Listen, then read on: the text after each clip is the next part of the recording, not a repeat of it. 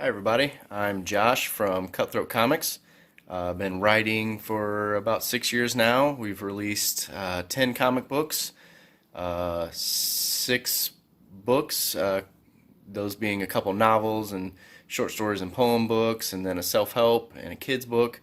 And what I'm working on right now, and it should be done within about 3 weeks of me recording this video, so hopefully mid-March or so, is my new novel titled Hellscape.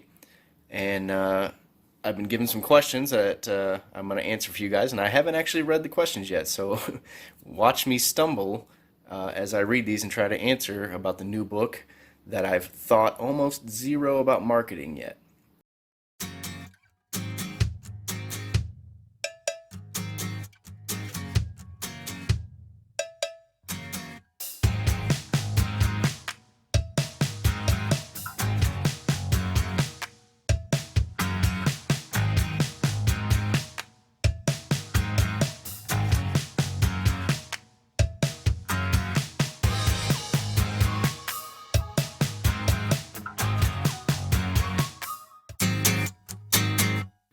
Hellscape is a post-apocalyptic novel about a guy who can manipulate through their dreams the last remaining humans left on Earth. There's about 2,000 of them.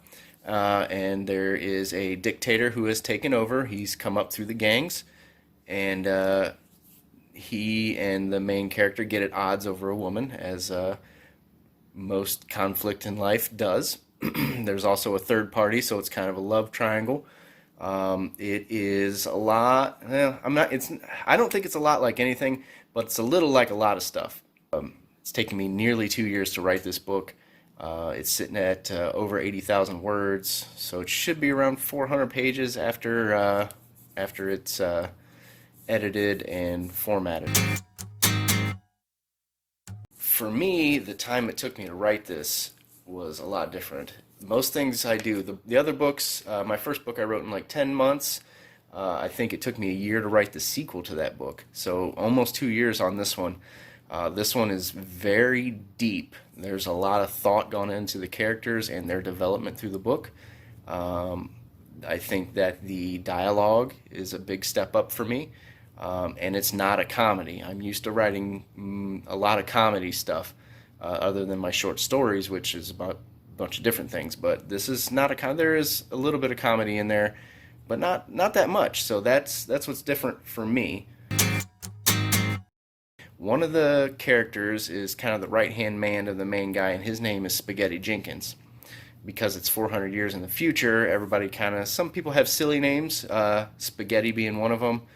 And there's a guy named Rabin, which is kind of a take on Ray-Ban. There's a guy named Herman Greystall, so kind of like He-Man Greyskull. You know, the slang and stuff from our day is carried over and has been manipulated.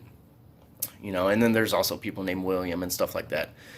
But Spaghetti can not quite manipulate dreams, but he can pull a lot of knowledge from our time. Um, and how he does that is he goes and he kind of lives in the dreams of people like you and me who are alive today. And that's how he knows how to cook certain recipes, and he knows a lot of slang and stuff. So that's actually not in the book. That's something I decided, and if I do a sequel, I may jump into that. So you're going to get the scoop on that.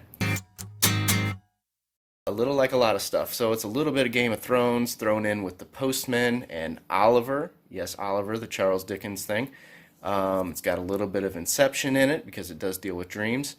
Um, it's something different, I think. I don't think anybody has really written something like this before that I know of. So this takes place like 400 years in the future. Humanity is almost gone. There's like one town left.